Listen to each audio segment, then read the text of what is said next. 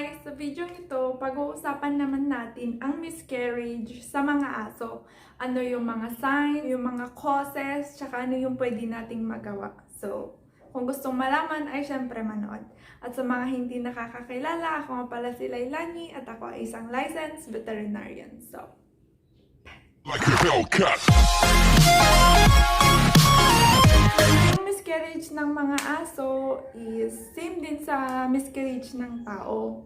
Pero sa mga aso is mas rare siya. Konti lang yung maasong nagkakaroon ng miscarriage. So yung miscarriage is nangyayari anytime of the pregnancy. So merong early abortion, taka meron yung late abortion. Pag early pa siya, nagkakaroon ng reabsorption ng mga puppies, yung mga placenta. Kaya parang walang nangyari kasi ini-reabsorb na. Ito yung sure kung nabuntis ba talaga kasi hindi naman nagtuloy.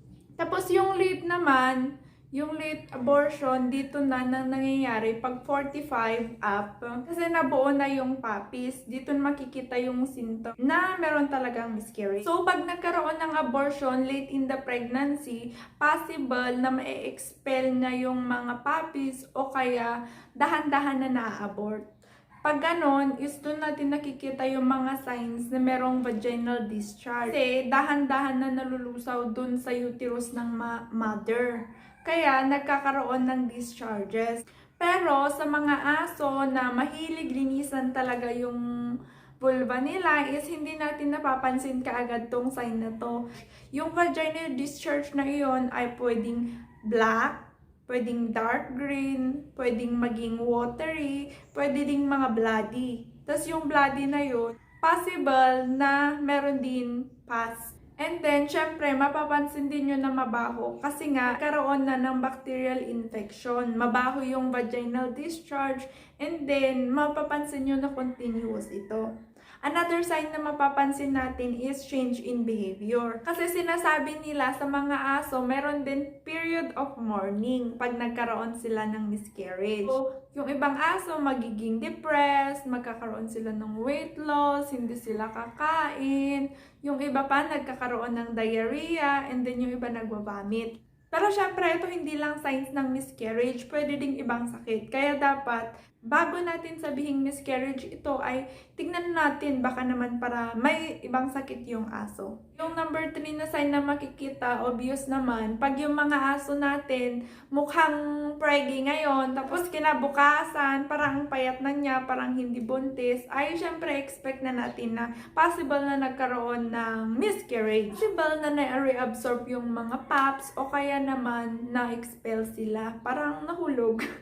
Na mapapansin natin na imbis na malaki yung tiyan, lumiit na siya. Pero yung signs na to makikita natin sa mga malapit ng mga anak. And then, mapapansin mo lang na buntis yung aso mo, yung visible na paglaki ng mga tiyan niya, pag 3 weeks of conception na siya.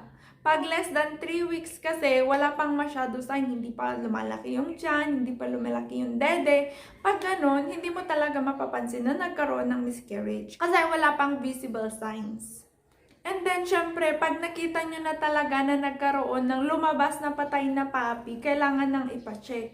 Kasi titignan yung viabilities ng mga ibang puppies pa kung buhay pa sila. Pag hindi at hindi nyo na alis yung mga puppies na yun, possible na spread yung infection at pwedeng pati yung mother niya is magkaroon din ng infection. Kaya sa mga dogs na nagkakaroon ng expulsion of puppies or nagkakaroon ng abortion and then isa lang, tapos feeling nyo is meron pa sa loob, malaki pa yung tiyan niya, pero yung fetus na lumabas is patay na naaagnas, is baka kailangan nyo na ng cesarean para maalis yung mga puppies na hindi pa nailabas.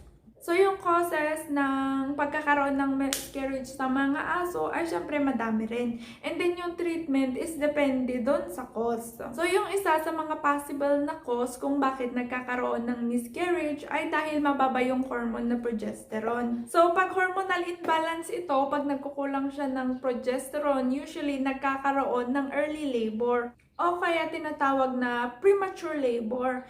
ine-expect mo na 63 or 60 to 63 na manganganak yung aso mo. Pero pag meron siyang problems na ganito, possible na magkaroon ng early labor. Another possible naman na cause ay infectious na cause. Infectious meaning yung mga bacteria, viral, ganon.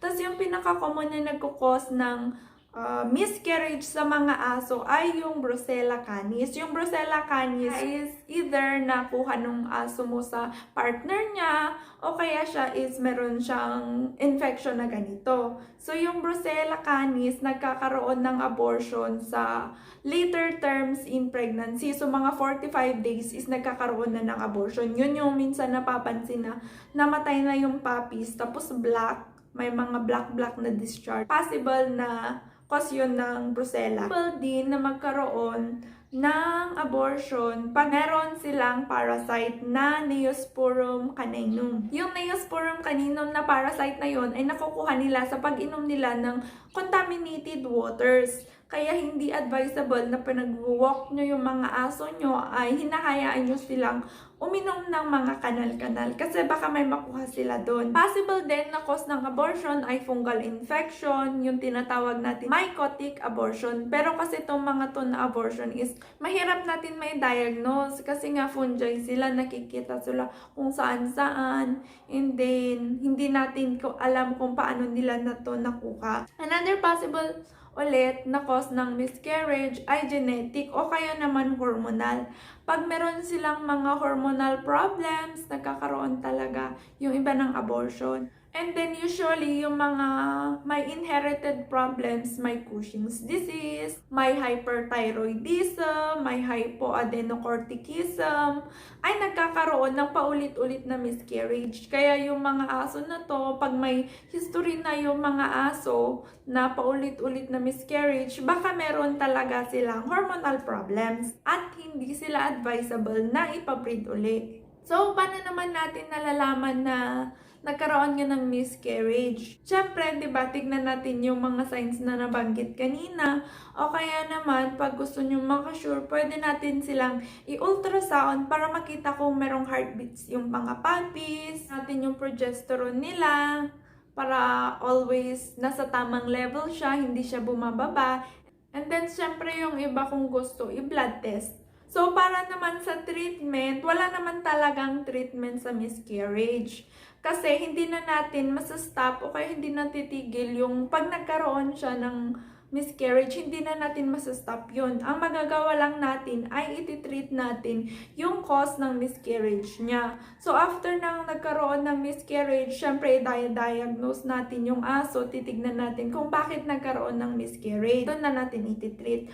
Pag yung cause ng miscarriage ay infectious, for example, Brucella nga, ay kailangan silang mag-antibiotic, bigyan natin sila ng IV fluids o kung ano pa. And then sa mga dogs na malapit ng mga anak, usually ay bumababa yung mga temp nila. So pag nakita nyo yung aso nyo nagkaroon ng fever, possible na nagkaroon siya ng infection at kailangan niyang mag-antibiotic. Pag genetic naman yung problem, possible na pwede uli silang magbuntis. Pero kailangan natin yung management. So yung prevention ng miscarriage, syempre, ay before nyo ipabreed yung aso nyo, i-check nyo muna na healthy yung aso nyo and then healthy yung partner niya, na hindi sila magpasahan ng sakit kasi syempre nga naipapasa yung Brucella. And then meron pa yung isang sakit, yung TVT, yung transmissible venereal tumor, na napapasa through mating din. And then maganda ipa-ultrasound kaya blood test para syempre makita kung viable pa sila. Pero syempre naman kasi ito is hindi lahat ng clinic is available. Kaya pag nagbe-breeding ka at gusto mo talaga makasigurado, syempre, ay mag-extend ka syempre. Magagastos ng konti. So, yun lang sa miscarriage. Kung may mga hindi pa ako nasabi, may mga katanungan, ay mag-comment na lang. And then, ask your veterinarian na din, syempre. Kailangan yun.